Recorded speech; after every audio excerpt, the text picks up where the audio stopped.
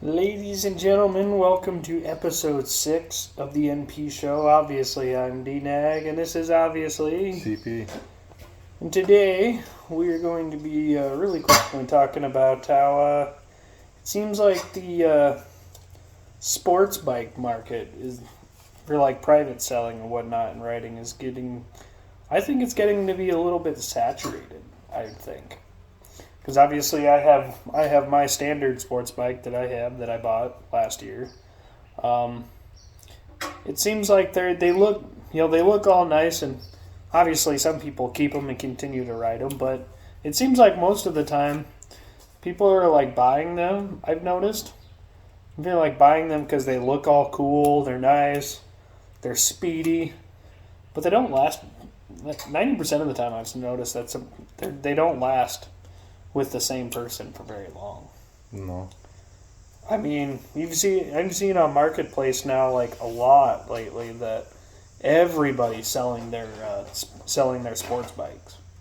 I mean, I've seen like 30, 40 different listings on sports bikes now. People saying I just recently bought it, but I don't have time for it, or like me, I don't ride mine very much anymore.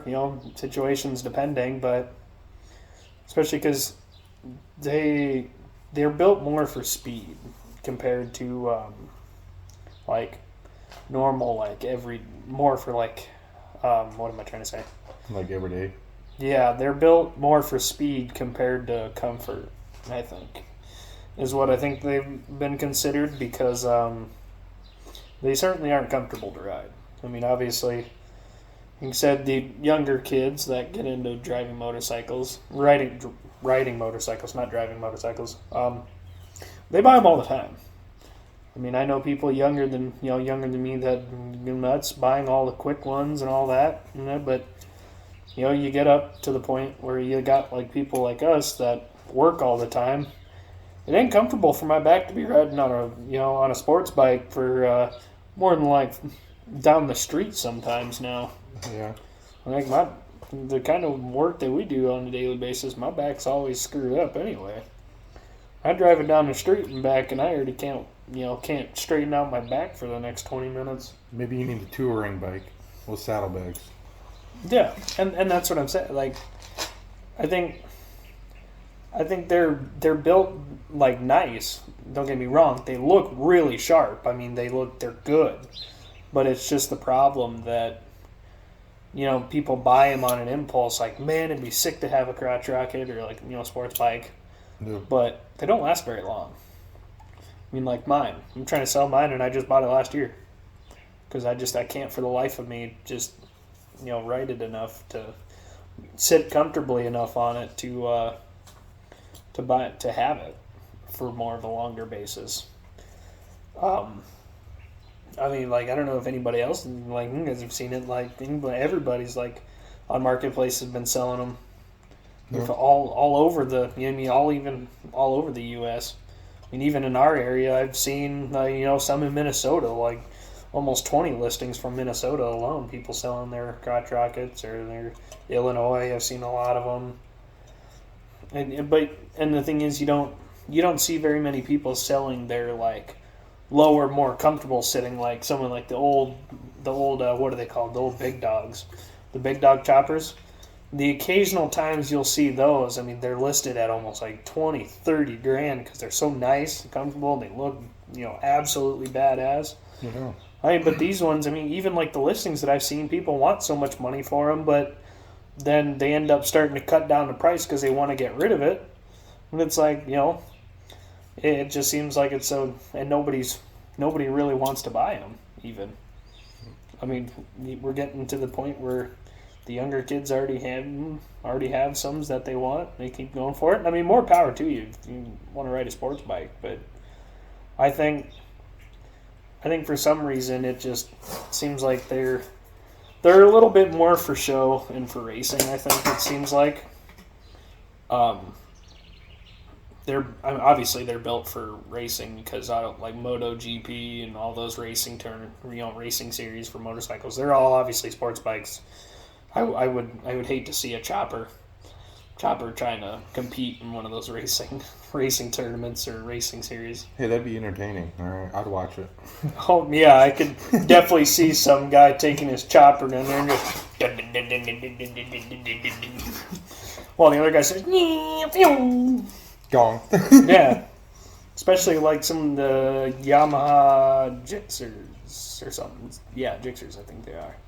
Those things are stupid fast. I mean, you're up to almost 100 mile an hour just like that.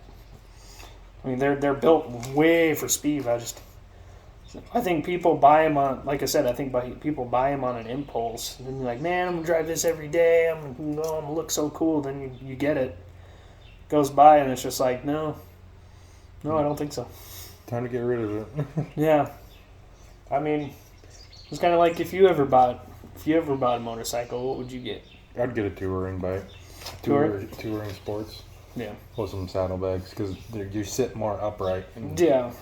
a little bit more comfortable to ride than a Sportster. Oh, yeah. Especially like me personally. Like if I ever bought a motorcycle again, which granted, I don't even know if I'd buy a motorcycle at this point, considering people are so oblivious to motorcyclists. I mean, like really oblivious. But if I ever did, I'd buy a Honda Shadow, I think. Because they sit so much nicer. Sit so much down back farther where you're, instead of sitting hunched over like this, you're just sitting back here like this riding. It's more comfy. Yeah. All right. Excuse me. Yeah, I just think it's crazy. I mean, like I said, don't get me wrong. They're really good bikes. They look sharp. They're fast when you need them. But they're meant for I think they're more meant for in-town driving. I think. Even like the bigger cities, it's like it just in town. You can't really, obviously you can't take like sports bikes very, very far.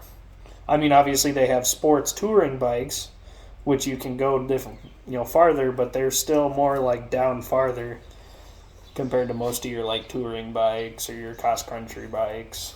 Yeah. Because I've never been to like shows like Sturgis or whatever, but I'm sure you probably don't see very many of those cross country or many of those like sports bikes down there compared to you'd see like all like the choppers, the touring bikes, the bigger like electric glides and all that. The ones that sit back farther because some people drive like long distances to get to Sturgis. Oh yeah. That's what I think that's what I've heard. Like some people drive like all the way across the country just to go to Sturgis on their big touring bikes because it's just a thing to do. That's what you normally drive on those long like drives. Because you sit more comfortable and you're more upright. Yep. Yeah. You're not so hunched over with the sports. Yeah, I couldn't imagine taking a standard sports bike like my Ninja 400 that I've got that I'm trying to sell. Yeah. I couldn't imagine taking that even across the state, let alone across the country. You have a little bit more of a wind visor, so you got a little bit more of a wind deflector. Yeah. Yeah. Some of those like touring ones, they have the windshield that sits like clear up here where you block it. And granted, sometimes you see the people that don't ride with a helmet. Man, you probably get a lot of bugs in your face. You occasionally eat a couple, as far as I know. But even I couldn't imagine riding without a helmet. I mean, a lot of some states like Iowa, they are not required to wear a helmet while you're riding a motorcycle, but sometimes I just couldn't imagine not riding without a helmet. I mean, that's already like you even drop it going down the road, like tip it over, you are already putting your head in danger because you hit your head on the pavement going 60 mile an hour, you ain't getting back up. Yeah. Like, if you do, miraculous, obviously, but 90% of the time, if you hit your head on the pavement going that fast, you ain't got a chance. I did read somewhere that said that 83% of the motorcycles with fatalities were wearing a helmet. So, that's quite interesting. Yeah. It's like, well, where's that other 17% at? Well, you said that's with riding a helmet or without? With riding a helmet. That's interesting. Especially because, well, I mean, most of the time, people riding a helmet, I'm sure they're probably on the highway. Yeah. Or like not interstates, but like, not freeways, but probably mostly highways and whatnot. And sometimes, even with riding a helmet, you're always at risk to get killed every time you go out on a motorcycle. Oh, yeah. Your chance of... And it's the fact that it is mainly because people don't pay attention. I mean, that's realistically what it comes down to. People driving their cars and their trucks and their SUVs, they don't look for motorcyclists anymore. They only care about what they're doing, what's going on their phone, or what other cars are doing, but they don't care for motorcyclists.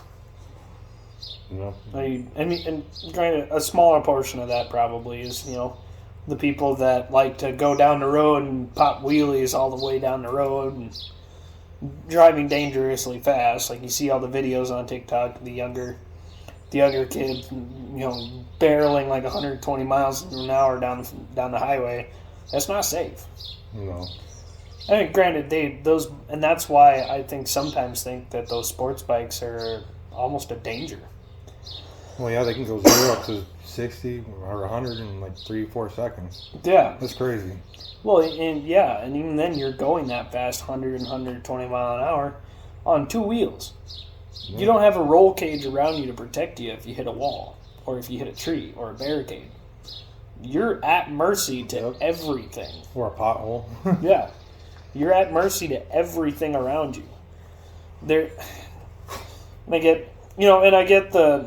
I get the whole, it's because of like wind therapy, whatnot, and it feels good to be driving like that, and it's you and the bike, and that's it. I'm like, you are basically one with the bike, and I get that, because I've experienced that myself too. I haven't driven that fast, but even like going down the highway at, going the speed limit, it's nice just being just you and that, no radio that you got to deal with, no other passengers sometimes that you got to deal with. It's just you, the bike, and the road. And obviously the other people around you, but it is a good feeling. But I don't see the temptation behind going that fast.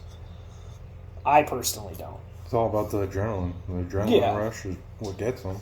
Yeah, and then once you do it once, you're going to want to keep doing it and doing it and doing it. But the more faster you go with those bikes, the more you are increasing your chances of, even if you make one wrong swerve into the other lane or one wrong turn, turn over to change your position in your lane, the more faster you're going, the ridiculously high chances you are of not making it back home. Yeah. Which is where even, buying motorcycles, obviously, you got to drive responsible.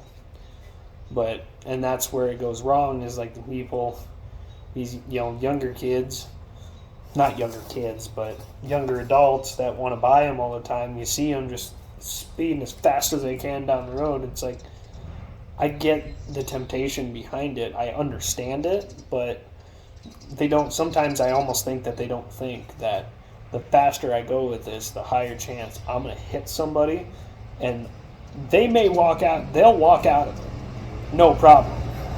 I mean, the people in the car that if you hit a car or a car hits you, they'll walk out no problem. Their car's just going to get damaged. But you, not so much. Not so much. I mean, that's why they make all that protective gear that they do. I mean, the helmets, the expensive motor jackets, and pants, is to reduce the chances of you getting hurt. But even with as much gear as possible, you hit somebody going that fast, no amount of gear is going to save you from getting every bone in your body broken, and then a broken neck, and then you're dead. Pretty much, yeah. I mean, I've seen pictures even alone as like semis hitting the brakes with a motorcycle riding behind them. The guy on the motorcycle slammed right into the back of the semi, and his head went through the back door, and the semi driver didn't notice, and he drove over 100 miles with a guy. Not 100 miles. I think he drove quite a ways after that, not even realizing there was a guy hanging out the back of his semi dead. Wow. I have not seen that. It was a couple of years ago that I saw a picture of it, but his head just right through the back door because how fast he hit that semi. Yeah. And the semi driver had no idea he was back there, and he kept driving with a guy hanging out in the back of his semi. Well, he probably was in his blind spot. Oh yeah. I bet he was. Probably got brake checked by a little 4-wheel car. Yeah. Oh. But that's the thing. That's why, sometimes motorcycles that don't. They're appealing at times, but then other times you think about that kind of stuff, they're not so appealing. Sometimes, I mean, it's like, especially and I don't think it would be as much of a problem if people would pay attention. I mean, you Put can the phone down. Yeah. I mean, you can judge how fast a car is going, no problem. But you cannot judge how fast the motorcycle is going. No. No matter how hard you try, you will not be able to judge how it's going. They won't be there at one point, and then you turn, and then the next they're right there because they don't look and observe. They just look, oh, nobody's there, and moves over. Next thing you know, there's a motorcycle there. Nope. Or kind of like what we've experienced. We rode, swapping storage places for my bike. Just driving no more than 10 minutes. Got hit about 6 times. By 6 different cars. Yeah, they didn't see you. Try to merge into your own lane while they're trying to pass you. It's like, come on, you're going to be that stupid? Yeah. You're going to get the middle finger. Well, yeah. And then it's like, what am I supposed to do about it? I can't do nothing about it. I'm at mercy to anything. Yeah. And that's what I think stupid. It's just, it's not worth it. No.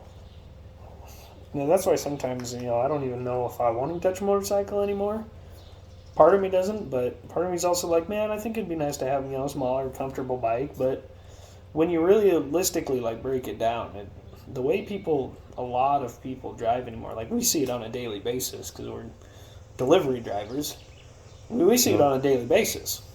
I mean, they can't even pay attention to a big box truck coming down the road, let alone a smaller motorcycle coming down the road. Yeah.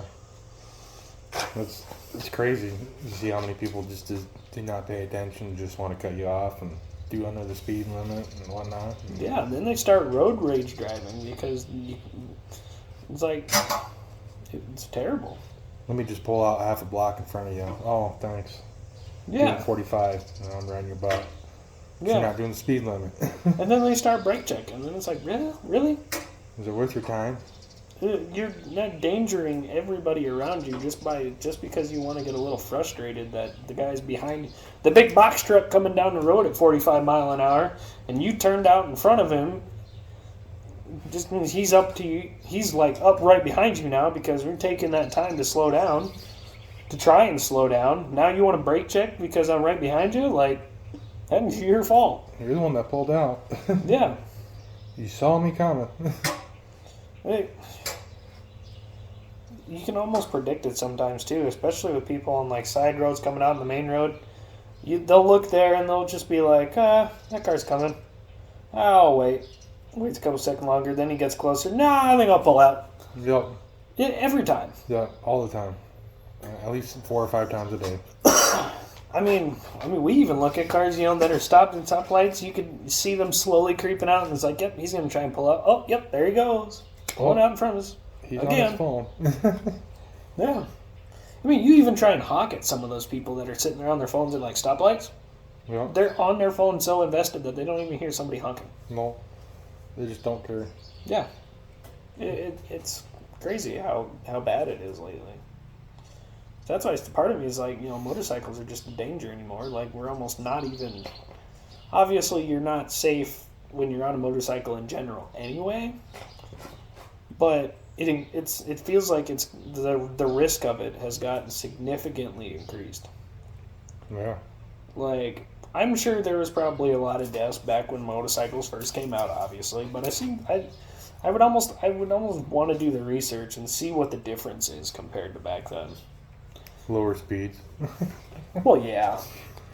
But still, I would think that it was probably quite high back then, but I'm sure it's probably significantly higher now. Oh, yeah. It's like a whole 350%. Is it? Yeah. Huh. I would think so, because even with the advanced protective gear we have, it's still just... If somebody's sitting there speeding down the road and they don't see a motorcycle and they go right through them, no amount of protective gear is going to save you from that. None. Okay, how many...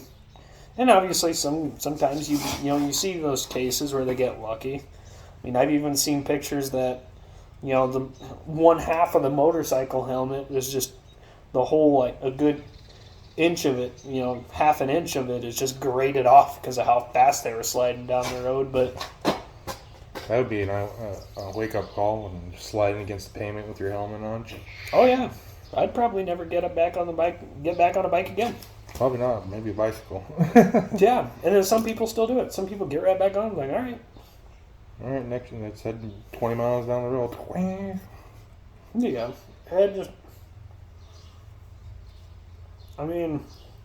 I've also heard that they're trying to even make, like, motorcycle, like, gear that has, like, airbags in it. That, like, once you hit the road, it deploys. Which I think would be pretty interesting, but I'm sure they're probably going to be, like, insanely expensive. Oh, yeah. And even then, I'm sure that's probably still going to... It doesn't increase your chances of surviving enough. No, I bet you're just going to leave more bruising than it's going to do any healing. Yeah, and obviously it's probably going to reduce the chances of getting broken bones, but to a certain extent, mine.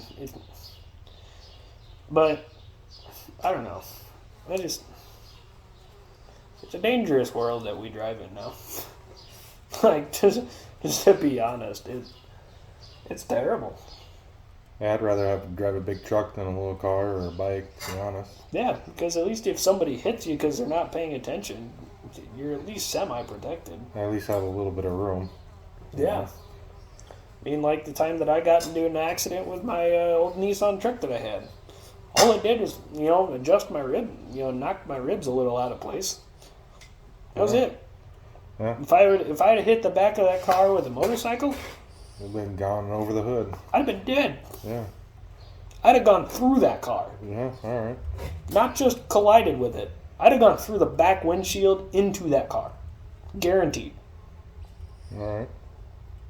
And that's what it's really crazy to think about. It's just like, see, like, the people that get into accidents all the time. If they were riding a motorcycle like that, they'd be dead. Oh, yeah. 100%. Yeah. I mean, I think we probably know quite a bit of people that get into... A fair amount of people that get into accidents all the time with vehicles. Yeah. We see it sometimes, too. Oh, yeah. Like, even on our trip. Yeah. That was pretty entertaining. We drove to Kentucky, and you watched a car slam into the back of a semi at 90 mile an hour because he wasn't paying attention. Yep, on the hunt for him. It's like, how did you not see him? Yeah, it's terrible. Once you start delivery driving, sometimes it really kind of puts it into perspective how bad it is. I mean, sometimes if you're daily driving your own personal vehicles, sometimes you see it, sometimes you don't. But when you're driving like a bigger truck, it seems like they almost just don't see a big truck. Like, how do you not see the big white box truck coming towards you? They're like, oh, I see him, I'm just going to brake check him. Yeah. All the time. You would think that they'd be able to see it, but they don't. They just pull out. They do it almost 10 times more. Or they see the speed limit sign and they're like, okay, I'm going to do 10 miles less than that. Yeah. Even slower driving under the speed limit is still considered dangerous driving. Yeah. Especially like if it's a case where you're like, it's raining really bad, you can't see very far, and somebody's going 20 mile an hour compared to like a 45 mile an hour zone, and they don't have their hazards on, they're done for. Mm-hmm. Guaranteed to get into an accident. Oh, yeah. Because slower driving, even in like the snow too, the people that are driving slow down the road in the snow are almost at more of a risk of causing an accident than the people that are speeding down the road, I would think. I think one time I've done 10 mile an hour during a blizzard with my hazards on going down the road and you couldn't see nothing. Yeah. One time. But that's when everybody else is doing it. And no one else was on the road. Yeah. Yeah, you either get into that case where nobody else is driving, and so you can drive like that where it's okay. It's like not okay, but like if you have to, you should. But, compared to trying to do the speed limit, getting into an accident anyway. Yeah. But it's different. But then, like, most of the time, if literally everybody else is driving that slow, then, it's not as bad, I would think, considering everybody else is doing that slow because of how bad it is. You shouldn't even be on the road anyway at that point, but if you have to, if everybody else is doing it, I think it'd be worse to, start speeding past everybody trying to do that. I mean, I've watched big like 4x4 pickups slide into the ditch because they thought it was a good idea to throw their 4-wheel drive on and go 80 mile an hour down the highway in a 55 zone. That's Pure stupid. ice. That's stupid. Like I was driving down that way. He was coming this way. I watched him just spin right out of control, right into the ditch because he was coming in hot, and I just got 4-wheel drive. Click. Right in the ditch, pulled you. Yeah. Jeez. I mean, he just completely spun out of control, and it just right in the ditch. And I'm like, yep, that's because you were driving fast. I drove out on an ice road one time. I can only do 15, and it was about 15, 20 miles. 15 there, 15 all the way back. Any more, and it's going to pull me right into the ditch. Yeah. It's like Winter driving is a whole nother thing, too. Like, winter driving is so unpredictable. Yeah, and if you've never driven in the winter, then Good luck. yeah, have fun. I mean, Sorry for those 16-year-olds that have their birthdays in December. oh yeah, yeah. Hey, you get to drive now. Here's the keys. Oh. No thanks. 4 or 5 inches of snow. Good luck. What? Oh, yep. You got to go deal with it. Yep, have fun. And sometimes that's what you really see a lot too. Is like the younger kids that don't know how to drive in the snow. They really spin out, Oh yeah. and then they never want to drive again. No, because they're too scared. I mean, I know the one time I've ever spun out in the middle of the ice was, it was just a back road that was a sheer like almost like good that thick, full of just black ice all the way across the road. There was nothing that I could have done about it. Wow. I mean, I was just driving and the car I was going slightly below the speed limit, I think. I think it was like 45, it was like 45 zone, and I was going like 40 or something like that. But there was nothing I could do about it. I mean, the car just could not get traction anymore because of how thick, like, the black ice was. It just right into the ditch. And it just... What happened? There was no radio in it. I didn't have a phone. And there was nobody else with me. There was no distractions whatsoever that I had. It literally just started... It was going straight, and then it just started to fishtail this way. I tried to correct it. It went so much, and then it was gone from there. Oh, It was, yeah. I mean, in those experiences, you really kind of learn from it, but still, you hope you never get into something like that again. Maybe you should have gone slower. Yeah. Well, I didn't see it with black ice. And that's the danger about black ice, too, is that you can't tell that it's ice because you can just see the road. Mm-hmm. It just looks like road. Yeah, it looks just like road. You think, oh, it's no problem, but in reality, there is like no traction whatsoever. No. Like you're basically driving a car on an ice rink. Yeah. That's what it is. It's terrible. What are we at? 28 minutes? I think we've worn out our welcome on this episode, don't you think? Yeah. Yeah.